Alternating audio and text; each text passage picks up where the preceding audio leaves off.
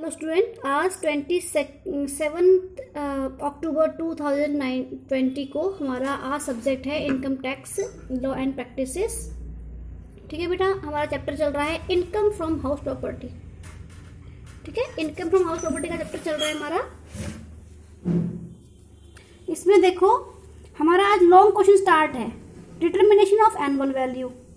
यानी कि आपको मैंने पिछली बार बताया था कि जो हाउस प्रॉपर्टी की इनकम हम कैलकुलेट करते हैं उसके लिए एनुअल वैल्यू होना बहुत ज़रूरी है। तो एनुअल वैल्यू भी डिफरेंट टाइप्स की एनुअल वैल्यू, जैसे एमआरवी है, म्युनिसिपल रेंटल वैल्यू, एफआरवी है, फेयर रेंटल वैल्यू, और एक्चुअल रेंट, स्टैंडर्ड रेंट, ठीक है, एक्सपेक्टेड रेंटल वैल्यू, इनके कंपेरिजन करके विच एवर इज हायर उस पर हम वही हमारी एनुअल वैल्यू बन जाती है। ठीक है, तो देखो the annual value of house property can be determined in following manner in different types of situation. तो देखो बेटा सिचुएशंस क्या होती हैं। सबसे पहले मैंने आपको बताया है कि भाई जो हमारी हाउस प्रॉपर्टी होती है वो दो टाइप की होती है। एक तो हो गई हमारी सेल्फ ऑक्यूपाइड। सेल्फ ऑक्यूपाइड का मतलब जिसमें असेसी खुद रहता है, अपने परिवार के साथ रहता है, फैमिली रहती है उसकी, और उससे उसको कोई भी इनकम नहीं हो रही है। ठीक है, तो उस सेल्फ ऑक्यूपाइड हाउस प्रॉपर्टी की जो एनुअल इनकम होगी वो होगी निल। समझ गए। और दूसरी होती है हमारी लेट आउट हाउस प्रॉपर्टी। तो लेट आउट का मतलब जो असेसी ने रेंट पे लगाई हुई है, जिससे उसको रेंटेड इनकम हो रही है। ठीक है, तो annual value of late out house property, देखो हम लेट आउट हाउस प्रॉपर्टी की एनुअल वैल्यू कैलकुलेट कर रहे हैं। इसमें हमारी 5 सिचुएशन बनती हैं। फर्स्ट है house property is let out for the full year and there is no vacancy और अनप्लाइज रेंट। क्यों कहता है कि फर्स्ट सिचुएशन हमारी बनती है कि अगर हमारी हाउस प्रॉपर्टी पूरे साल के लिए लेट आउट किराए पर लगी रही हुई है, रेंट पर चढ़ी हुई है, और उसमें साल का कोई भी मंथ, कोई भी टाइम वो वैकेंट नहीं रही है, और ना ही कोई अनप्लाइज्ड रेंट है। अनप्लाइज्ड रेंट क्या होता है? अनप्लाइज्ड रेंट वो रेंट होता है जो कि किराएदार ने पेमेंट नहीं किया है। और वैकेंसी का मतलब होता है कि वो जो हाउस प्रॉपर्टी है वो किराए पर लगी ही नहीं है। ठीक है, खाली रहा उतने टाइम पे। सेकंड हमारा केस बनता है house property is let out and there is vacancy. अब इस केस में हम पढ़ेंगे कि हाउस प्रॉपर्टी जो है लेट आउट लगी, किराए पर तो लगी हुई है, लेकिन साथ ही कुछ वैकेंसी भी है। तो इसमें हमारे दो केस बनते हैं। इफ रेंट एक्चुअली रिसीव्ड और receivable is more than ERV। ERV का मतलब एक्सपेक्टेड रेंटल वैल्यू। तो पिछली वीडियो जो बनी थी उसमें मैंने आपको न्यूमेरिकल एक कराया था, इलस्ट्रेशन कराई थी, उसमें ERV आपको कैलकुलेट करनी बताई थी। और दूसरा केस हमारा बनता है इफ रेंट एक्चुअली रिसीव्ड और receivable is less than ERV। और थर्ड सिचुएशन हमारी बनती है house property is let out and there is unrealised rent. कि हाउस प्रॉपर्टी जो है वो किराए पर तो लगी है, लेकिन उसका कुछ रेंट अभी अनलाइज्ड है। ठीक है, तो इसमें भी हमारे दो केस बनते हैं, वही रेंट एक्चुअली रिसीव्ड और receivable after deducting unrealised rent, ठीक है, इज मोर देन ERV, और एक्चुअल रेंट रिसीव्ड या receivable after deducting unrealised rent is less than ERV। ठीक है, और फोर्थ हमारा सिचुएशन बनती है house property is let out, there is a vacancy also and there is unrealised rent. ठीक है बेटा, तो देखो फिफ्थ हमारा सिचुएशन बनता है house property is let out for a part of the year because it is either purchase और constructed during the previous year. तो पहले हम ये पांचों केस पढ़ेंगे और हमारा जो थ्योरी का क्वेश्चन बनेगा वो भी यहीं से स्टार्ट होगा। ठीक है बेटा, तो देखो सबसे पहले हम फर्स्ट केस पढ़ते हैं। Selection of annual rental value यानी कि gross annual value for late out house property. ठीक है, इस केस में हम पहला केस पढ़ रहे हैं। House property is let out for the full year and there is neither vacancy nor unrealised rent. मतलब उस हाउस प्रॉपर्टी की जो कि लेट आउट है, जो कि पूरे साल के लिए फुल ईयर वो जो है हाउस प्रॉपर्टी किराए पर लगी रही है, और इसी बीच ना तो कोई वैकेंसी है ना ही कोई अनलाइज्ड रेंट है। तो इस केस में हम वही करेंगे जो पहले स्टेप आपको बताए हैं, MRV FRV दोनों कंपेयर करेंगे। विच एवर इज हाइयर उसको हम कंपेयर करेंगे स्टैंडर्ड रेंट से, and which ever is less वही हमारा ERV बन जाएगा। ठीक है बेटा। उसके बाद सेकंड स्टेप देखो, इफ एक्चुअल रेंट रिसीव्ड या रिसीवेबल, जो हमारा एक्चुअल रेंट है वो अगर ERV से ज़्यादा है तो हमारा एक्चुअल रेंट ही हमारी एनुअल वैल्यू बन जाएगी, ठीक है।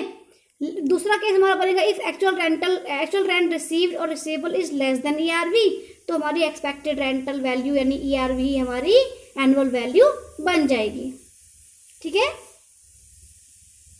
This rule is applicable only if property is actually let out and not in case of deemed to be let out house property, ठीक है। ये केस तब बनेगा जबकि हमारी हाउस प्रॉपर्टी जो है एक्चुअली मतलब एक्चुअल में वो लेट आउट है और हमने डीम्ड नहीं माना है उसको। फिर दूसरा है, this rule is applicable only if there is no rent और taxes paid by tenant, cost of repair borne by tenant और interest on deposit made by tenant are not added back, ठीक है। तो ये इलस्ट्रेशन आपने खुद देखना है, ये तो सिंपल सा है जैसे हमने पहले कराया वैसे ये सेम भी है, ठीक है बेटा। उसके बाद हम आते हैं सीधे अपनी सिचुएशन नंबर 2 पे। तो हमारी सिचुएशन, अगली सिचुएशन बनती है कि house property is let out and there is vacancy. House property किराए पर भी लगी है और उसमें वैकेंसी भी है, ठीक है। तो इसमें हमारा पहला सिचुएशन बनेगा, if house property was vacant for full year, ठीक है। अगर हमारा हाउस प्रॉपर्टी सारे साल ही वैकेंट रहा है, सारे साल ही खाली रहा है, उससे कोई रेंट रिसीव नहीं हुआ है, तो एनुअल रेंटल वैल्यू यानी कि ARV निल हो जाएगी। दूसरा हमारा केस बनता है, if house property was vacant for part of year, यानी कि अगर हमारी हाउस प्रॉपर्टी साल के कुछ महीने खाली रही है, कुछ महीने जो है वो लेट आउट रही है, ठीक है। तो जितना हमको एक्चुअल रेंट रिसीव आ रहा है ना, उसके अकॉर्डिंग हम इसकी कैलकुलेशन करेंगे। तो इफ रेंट एक्चुअली रिसीव्ड और receivable is more than ERV, ठीक है। अगर हमारा एक्चुअल रेंट ERV से ज़्यादा है तो हम पहले कंपेयर करेंगे, उस केस में पहले कंपेयर करेंगे MRV FRV को, फिर कंपेयर करेंगे हम स्टैंडर्ड रेंट से, विच एवर इज लेस वो हमारा ERV बन जाएगा। ERV को फिर हम क्या करेंगे, एक्चुअल रेंट से कंपेयर करेंगे। इस केस में हमने वैकेंसी नहीं देखनी है अभी पहले, क्योंकि वैकेंसी बाद में लेस होगी। तो उस एक्चुअल रेंट में से एक्चुअल रेंट हम पहले पूरे साल का लेंगे, बेशक वो मकान जो है साल के कुछ महीने फ्री रहा हो, ठीक है।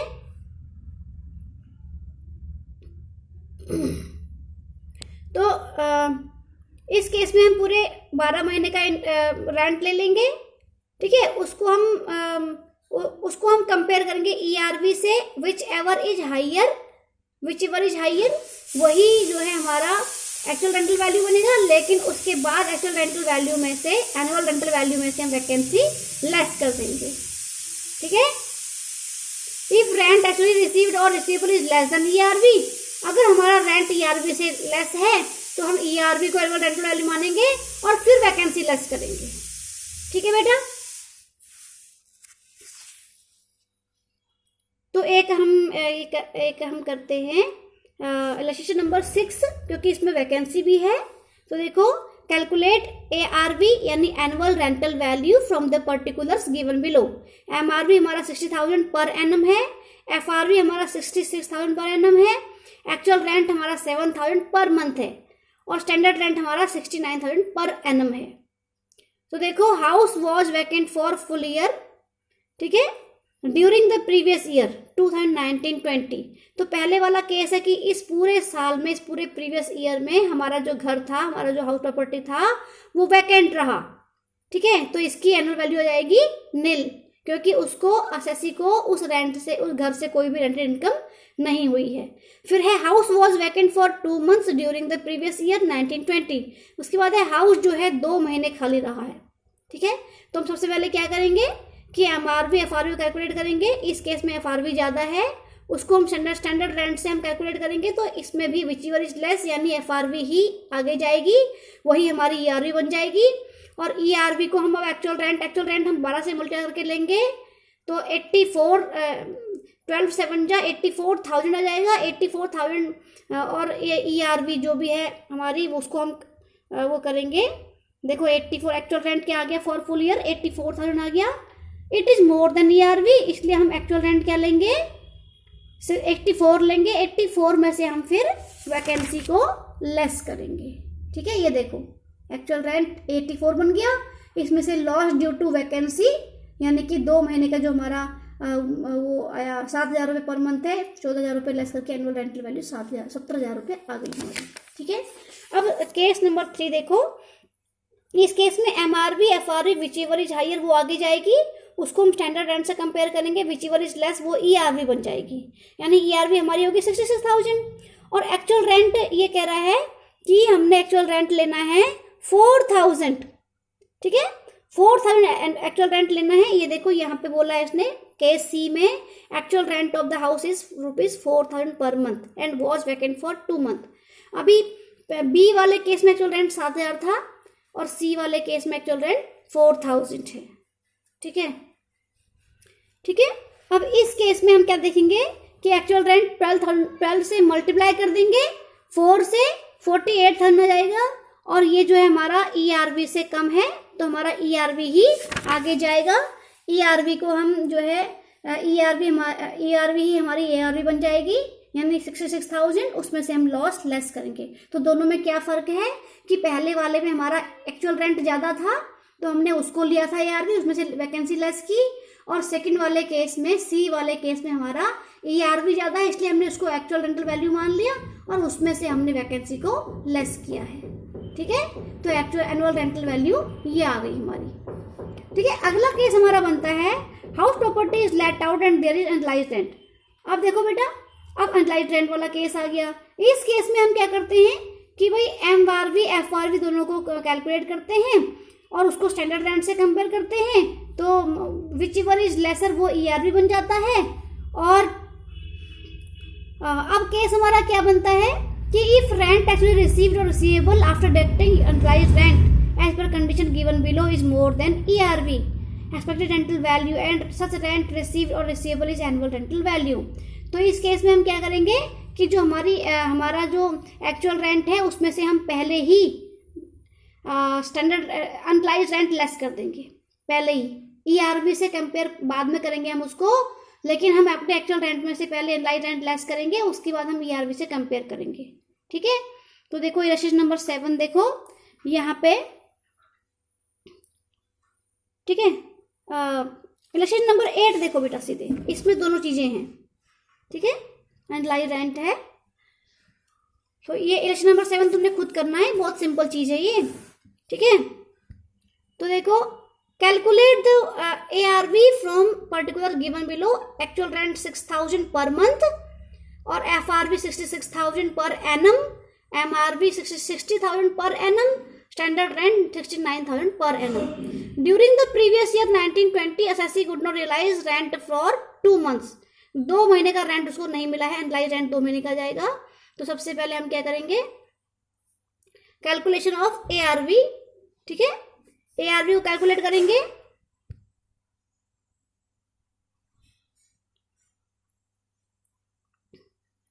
ARV हमारी आ जाए MRV हमारी आ जाएगी 60,000, FRV 66,000, whichever is higher 66,000 है, उसको हम स्टैंडर्ड रेंट से कैलकुलेट करेंगे, विच एवर इज हायर वही ERV बनेगी।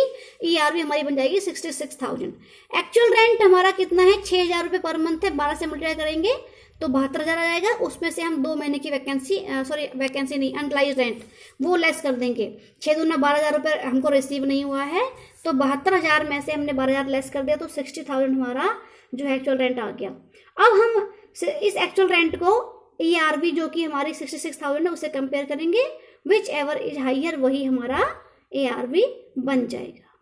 समझ गए भाई। अब हमारा अगला आता है house property is let out and there is both vacancy and unrealised rent. तो हमारी हाउस प्रॉपर्टी जो हमारा हाउस सारे साल के किराए पर लगा रहा है, रेंट पर लगा रहा है, लेकिन साथ ही उसमें कुछ वैकेंसी भी है और कुछ एनालाइज्ड रेंट भी है। ठीक है, तो इस केस में हम देखो इलस्ट्रेशन नंबर 9 को देख लो, सारी चीजें सेम प्रोसीजर है। Calculate ARV from the particular given below, actual rent 7,000 दिया है per month, FRV 66,000 per annum, MRV 60,000 per annum, standard rent 69,000 per annum. सिर्फ एक्चुअल रेंट हमारा चेंज है। तो देखो assessee could not realize rent for 2 months and house also remained vacant for 2 months during the previous year 1920। तो assessee 2 महीने का rent जो है वो रियलाइज नहीं कर पाया है एंड जो उसका हाउस है वो 2 महीने वैकेंट भी रहा है। ठीक है, तो दोनों चीजें हम लेस करेंगे, लेकिन पहले हम एनालाइज्ड रेंट लेस करेंगे, उसके बाद हम वैकेंसी लेस करेंगे।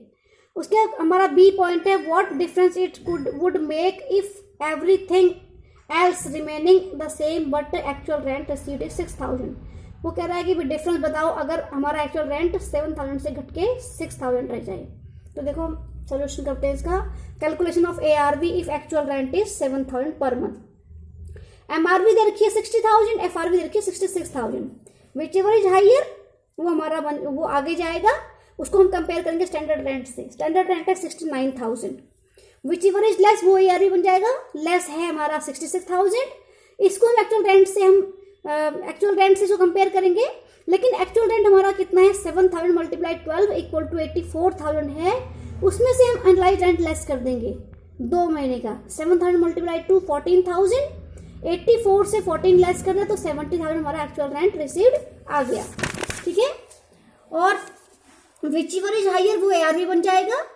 तो ARV हमारी क्या बन गया 70,000 बन गया। इसमें से हमने 2 महीने की वैकेंसी भी लेस करनी है। 7,000 मल्टीप्लाई 2 14,000 यहाँ पे भी लेस हो जाएगा, और बैलेंस जो हमारा बचेगा वो ARV बचेगा।